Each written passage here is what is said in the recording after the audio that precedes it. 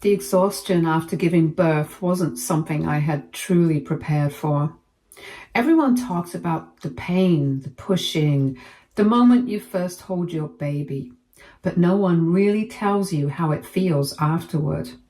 How every muscle in your body feels like it's given up. How your head swims from sheer exhaustion. How you just want silence, rest, and the warmth of your newborn pressed against you. That was exactly where I was.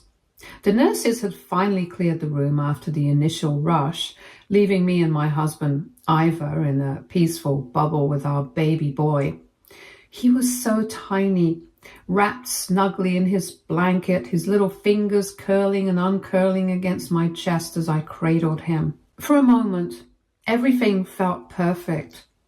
And then the door swung open. At first, I thought it was a nurse, but no. My mother-in-law, Caroline, strode in like she owned the place. Arms full of balloons and gifts, grinning ear to ear. My stomach tightened immediately, and I told Ivor that I didn't want visitors just yet, that I needed rest. He swore he'd handle it, but judging by the way Caroline marched in, trailed by what had to be at least 10 people, I knew that hadn't happened. Ivor barely had time to react before the flood started. More family members poured in, cousins, aunts, uncles, even a couple of friends of the family, people I had met once at our wedding and hadn't seen since. They talked loudly, cooing over the baby, took pictures without asking, and acted like this was some kind of party. I barely had the strength to sit up, let alone deal with this. I shot Ivor a look, but he seemed frozen, overwhelmed himself. And then Caroline made everything worse.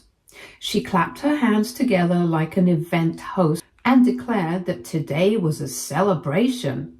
Not just for the baby, but for Ivor, because this was the day he was truly reborn as a father. And to properly commemorate this sacred moment, she had brought trays of food. I blinked in disbelief as I watched her direct people to start setting up platters of food in my hospital recovery room. The smell of it turned my already sensitive stomach. One of Ivor's uncles made a joke about how Ivor was officially one of the dads now, while another relative laughingly asked when we were planning on having another. I wanted to scream. I wanted to shove them all out and remind them that this wasn't a baby shower. This wasn't a party. I had just given birth. I was sore, exhausted and bleeding, barely keeping myself together. And yet, Caroline had somehow decided that this was her moment. She hovered over me, beaming before patting Ivor on the shoulder and dramatically announcing that she had never been prouder of her son. That after today, he was officially a man. Not a single word about me, not a single acknowledgement of the fact that I was the one who had just spent hours in labor bringing this child into the world. Ivor finally shook off his daze and tried to intervene, telling her that we really needed rest and that this wasn't the time for gathering. Caroline laughed it off, saying that family togetherness was more important and that we needed to cherish this moment. And that was when I snapped. I gritted my teeth and forced myself to sit up. I didn't care how I looked. Messy hair, hospital gown, barely able to hold myself upright. I stared at Caroline and told her that this was not a party and that she and everyone else needed to leave. She had the audacity to laugh. She actually waved a hand at me like I was being dramatic and said I was just emotional from childbirth. That I would look back and thank her for making this a special occasion. Something inside me burned red hot. But before I could say anything else, one of the nurses walked in. She immediately took one look at the crowded room, the food, the noise, and her expression turned deadly. Her voice was sharp as she asked what was going on. She questioned how we had gotten so many visitors approved on top of food. She was glaring at everybody. Ivor barely had time to stammer a response before the nurse firmly stated that this was a recovery room, not a party hall, that I was a patient and needed rest, not a social gathering, and that everybody who was not my husband needed to leave immediately. There was a long, awkward silence. Caroline looked around as if expecting people to argue. No one did. A few relatives mumbled apologies and shuffled towards the door, clearly embarrassed, but Caroline lingered. She turned back to me, her voice dropping into a hurt tone, saying she couldn't believe I was being so cold, that all she wanted was to celebrate the birth of her grandson and that I was ruining the moment. I barely had the energy to respond. I just stared at her exhausted and told her flatly that this wasn't about her. Her lips thinned.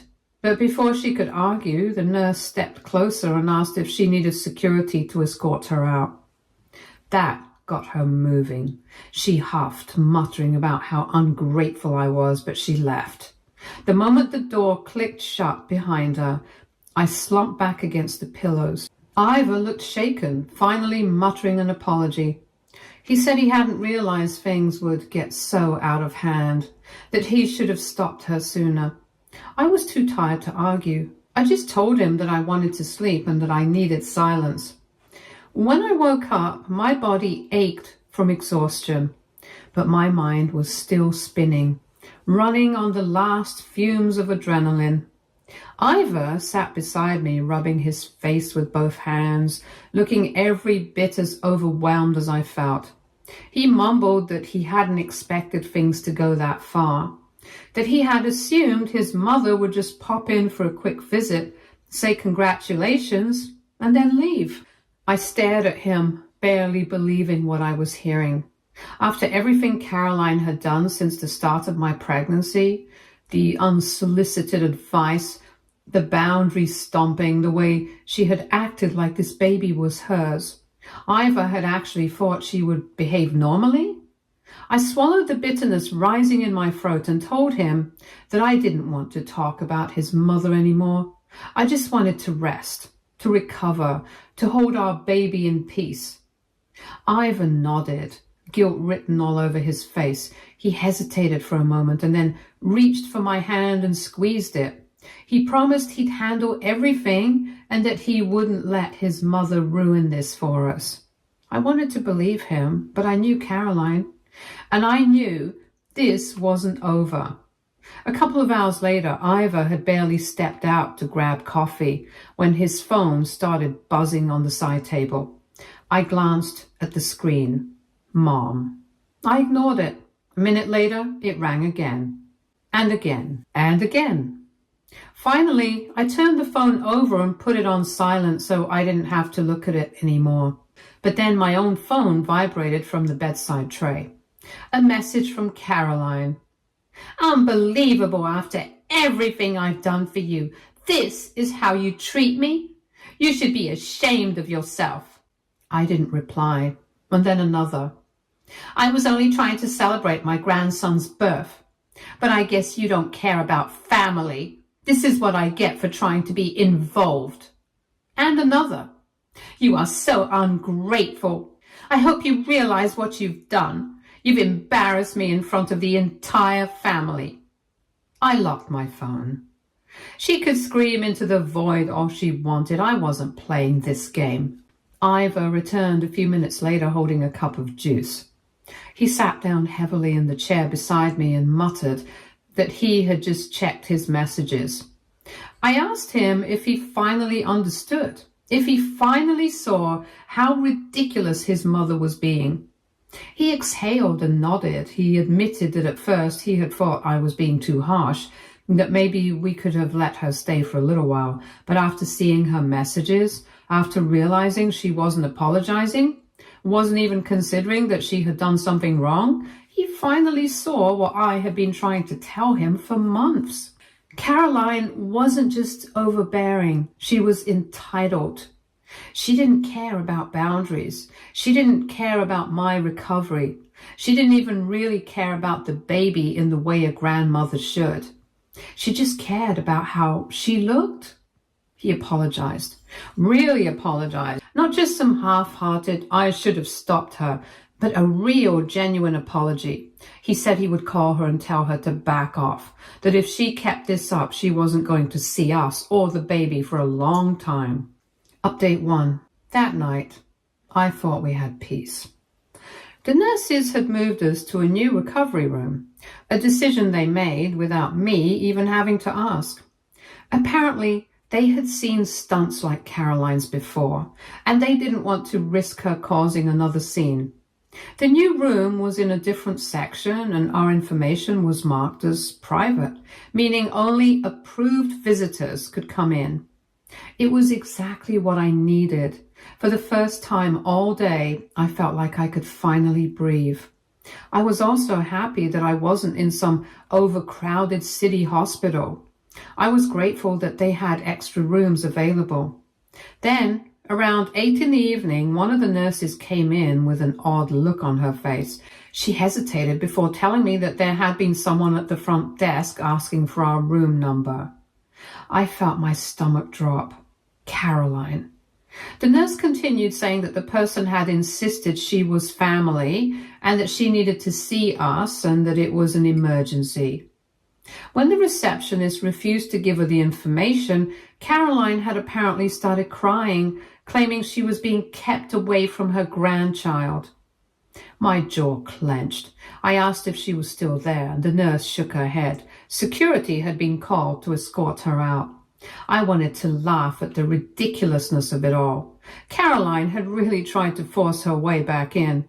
Ivor was furious. He grabbed his phone, called her, and before she could get a word in, told her that if she ever pulled something like this again, she wouldn't be seeing her grandson at all. She started yelling about how she was the grandmother, about how she had a right to be there. Ivor didn't argue. He just told her that she had lost the privilege of visiting by acting like a spoiled child. And then he hung up. I stared at him, still processing the fact that he had actually stood up to her. He's usually a deer-in-the-headlights type of person. He met my gaze and told me he meant every word. Caroline wasn't going to ruin this experience for us. And if she wanted to keep acting like this, she was only going to push herself further and further away. Update 2. I had a lot of bleeding and tearing, so I had to stay in the hospital for a couple of days. We thought that would be the end of it, but we were wrong. Because a day later, Caroline tried again. This time she showed up with 2 of Ivor's aunts, claiming that they had the right to see the baby. She demanded to know why no one would tell her where we were. She threw an absolute tantrum in the hospital lobby, loud enough that one of the nurses later told me it had nearly escalated into them calling the police. Ivor was done. He sent her one final text. You have completely disrespected us, our boundaries, and my wife's recovery. You are not entitled to this baby. If you keep this up, you won't be seeing him at all. And then he blocked her. I can't even explain how good it felt to see him finally take a stand. Update 3. For the first time since giving birth, I finally felt like I could relax. With Ivor standing firm and the hospital enforcing strict privacy, Caroline had no way of getting to us. I spent the next day focusing on what actually mattered, recovering and bonding with my baby. We would soon go home. But peace in our world apparently meant chaos in Caroline's. Because when she realized she had been completely cut off, she did what narcissists do best. She played the victim. The first sign that something was brewing came when my phone started buzzing nonstop. I had ignored most of my notifications since giving birth, assuming they were just well wishes from friends and extended family. But when I glanced at my screen and saw a flood of messages from Ivor's cousins, my stomach sank.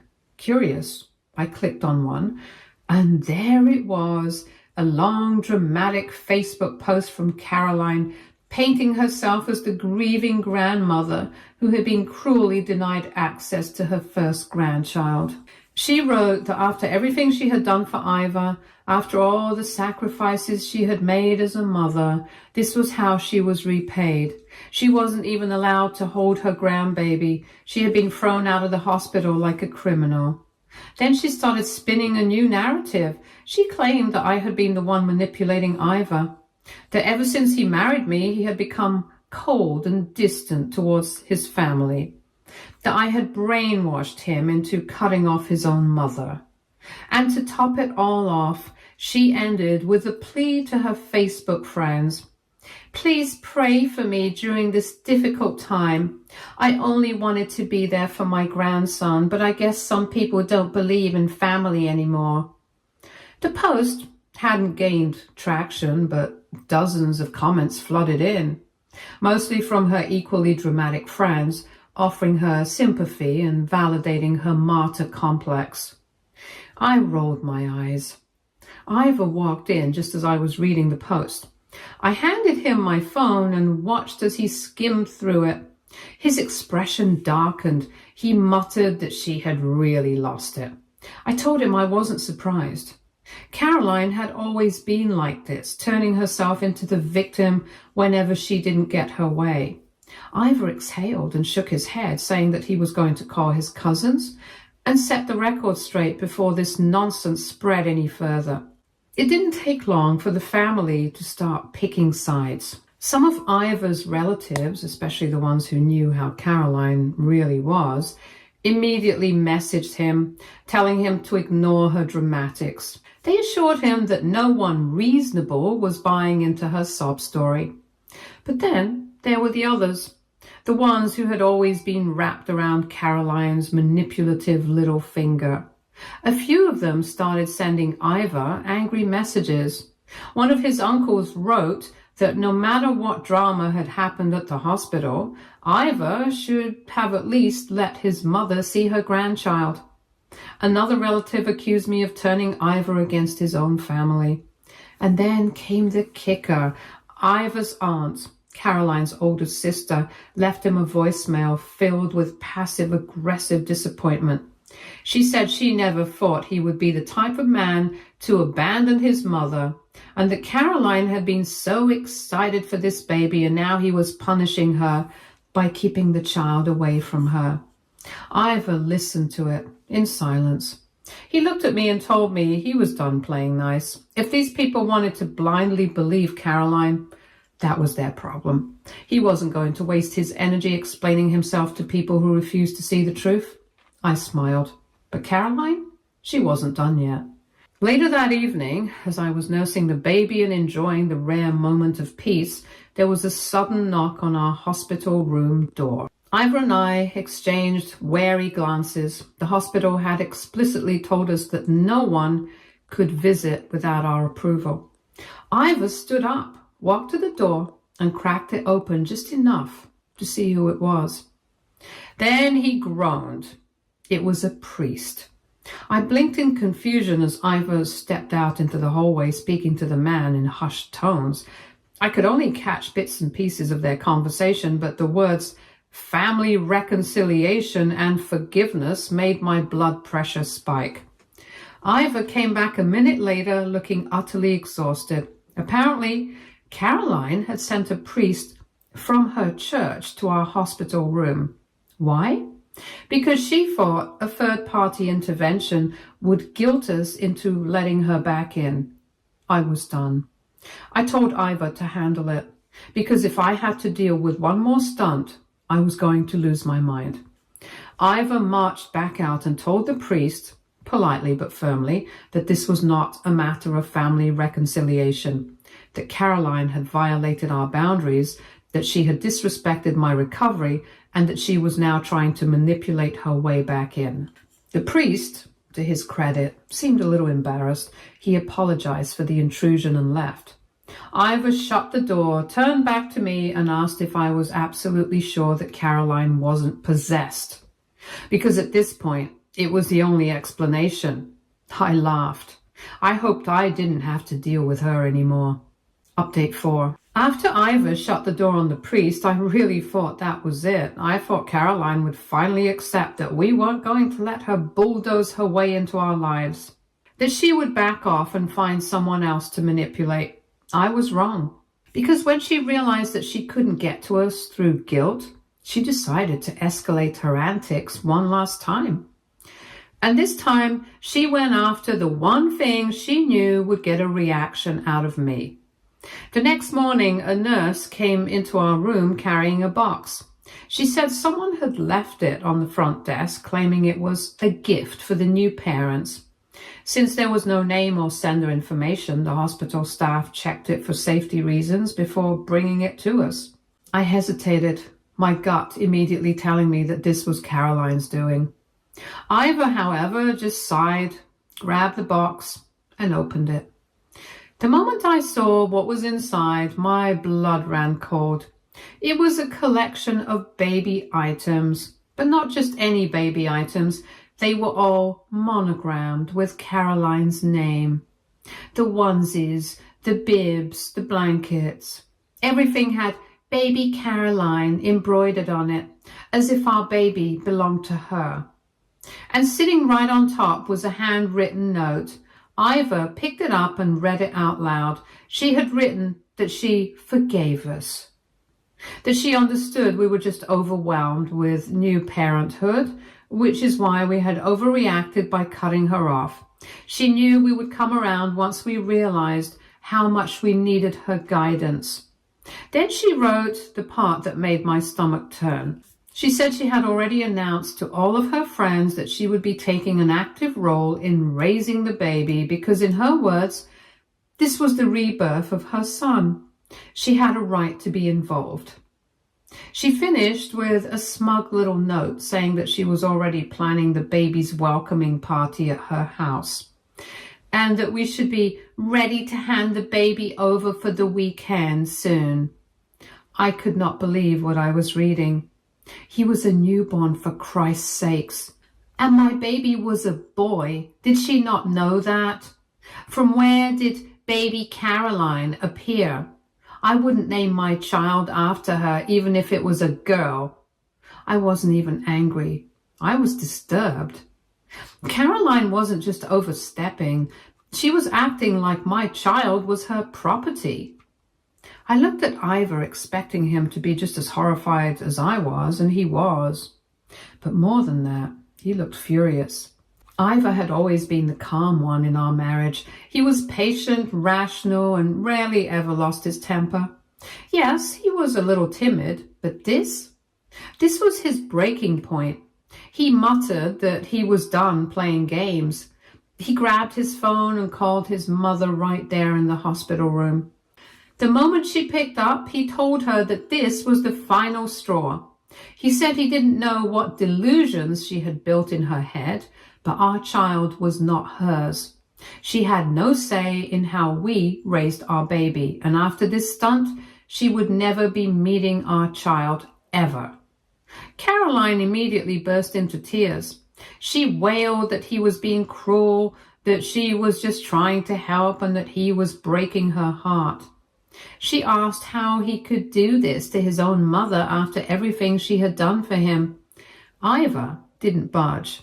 He told her that she had done this to herself, that every action she had taken, from ambushing us in the hospital to calling in family to guilt trip him, to this creepy possession fantasy, had only proved one thing. She didn't respect him. She didn't respect me. And most importantly, she didn't respect our baby and our boundaries. And if she couldn't do that, she wasn't going to be in our lives. Then he hung up. And just like that, it was over. Update 5. Caroline must have realized that she couldn't get to Ivor anymore because that day, within an hour, she was back on Facebook. And this time, she went nuclear. She posted an even longer rant than before, but this time she wasn't just playing the victim. She was playing the warrior mother who had been betrayed. She wrote that Ivor had been stolen from her by a heartless, controlling woman, aka me. She claimed that she had only wanted to be involved as a grandmother, but that I had brainwashed her son into believing she was a monster. Then she dropped a line that really made my blood boil. She claimed that I was using the baby to punish her. As if my entire reason for keeping my child away from her wasn't because of her insane behavior, but because I was some vindictive wife who just hated her for no reason. And just like last time, her post was flooded with supportive comments from her enablers. But this time, there were also comments from people who were starting to see through her act. Some of Iva's cousins started calling her out, asking what exactly she had done to make Iva go no contact so suddenly. One even asked if she had crossed a line that she wasn't admitting to. And then there was the best part. Iva's uncle, the same one who had originally sent an angry message siding with Caroline, replied with a single sentence, "I just spoke to Iva. I take back everything I said." That was it. And it was glorious. After that post, we knew Caroline wasn't going to back down anytime soon. So we took the final steps to shut her out completely. I blocked her everywhere. We told the hospital to put a red flag on our records if anyone tried to access information about me or the baby without our consent. They were to be denied. We even had a conversation with our pediatrician to ensure our baby's medical records were locked down from anyone outside of Iva and me. We weren't taking any risks. Update 6. Getting discharged from the hospital should have been a relief after everything Caroline had pulled. I just wanted to go home, shut the door, and finally enjoy the peace of being in my own space with my baby and my husband. And for a while, it felt like we could. Iva and I had taken every precaution to keep Caroline out of our lives. She was blocked on everything. The hospital had been warned, and we had already taken the few people we did trust that we weren't going to entertain any drama. The drive home was quiet, and for the first time in what felt like weeks, I let myself relax. Iva kept checking on me, asking if I was comfortable. I just kept telling him I was fine because for the first time I was. But of course it was too good to last, because while we had been so focused on keeping Caroline out of the hospital, we had completely forgotten one thing. She knew where we lived, and she was waiting. The moment we pulled into our driveway, I knew something was wrong. There were balloons tied to our front porch. A banner hung across the door that said, "Welcome home, baby." And worst of all, Caroline was standing right there on our lawn, surrounded by a handful of family members, grinning like she had just won. My heart dropped. How did she know we were discharged today? Iva parked the car but didn't move for a second. His grip on the steering wheel was so tight, his knuckles turned white. I could tell he was fuming. I couldn't even speak. I was so tired, so emotionally drained. I just wanted to go inside.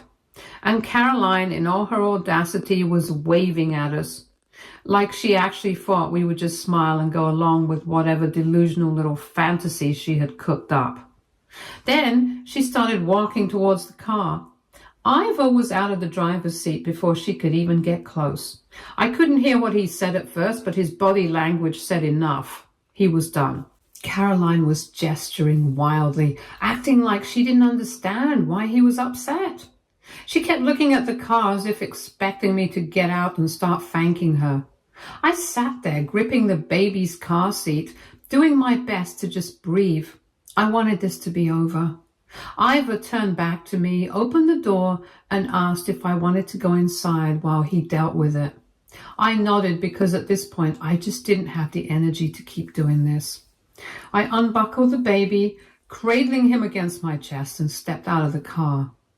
And Caroline, ever the narcissist, lunged forward like she was about to take the baby from my arms. Iva blocked her immediately. I walked straight to the front door, ignoring whatever tantrum she was throwing behind me, and went inside. And the moment I shut the door, I locked it. Iva wasn't far behind me. I heard him say something final to her, something low and firm that I couldn't quite catch before he walked in and slammed the door shut behind him. He exhaled, rubbing his face, and then he turned to me and said it was done. Caroline was gone. She had tried one last desperate stunt, and when it hadn't worked, she had finally left. After that, things were quiet for a while. I don't know what he said to her. I asked him, but he didn't tell me. Ivor and I settled into life with the baby. The house was peaceful. But Caroline? She did not go quietly. She took to social media again, of course, and this time her meltdown was even more unhinged. She made a huge post ranting about how we had ripped her grandchild away from her, how she had done everything for Ivor his entire life only for him to abandon her now. She made herself sound like a poor, grieving mother who had lost her son to an evil, controlling woman. Again, me. She even tried getting sympathy from other family members, but at this point, people were done with her nonsense because you know who saw her post? Ivor's uncle. The same uncle who had initially sided with her but then realized how crazy she was acting. And this time, he didn't hold back. He commented telling everyone that Caroline had ambushed us in the hospital, violated my recovery space, and even tried to turn our homecoming into a spectacle after we had already made it clear we wanted space. He called her out point blank and told her that she had done this to herself. And that was when people really started turning on her. The likes on her post started disappearing. The supportive comments, they slowed down. And in their place, people were asking questions. They started wondering if maybe, just maybe, Caroline wasn't the victim she was pretending to be. And that was the final nail in the coffin. Update 7. Ivor and I haven't heard from Caroline since then. She hasn't tried to reach out. She hasn't shown up at our house again. It's like she finally realized that she lost. And honestly, I don't care what she does from here on out, because my priority isn't her, it's my family. And right now, my baby is healthy. I am finally feeling like myself again. Ivor and I are closer than ever, and most importantly, we are happy without her. Stay tuned for more stories from our girl relationships.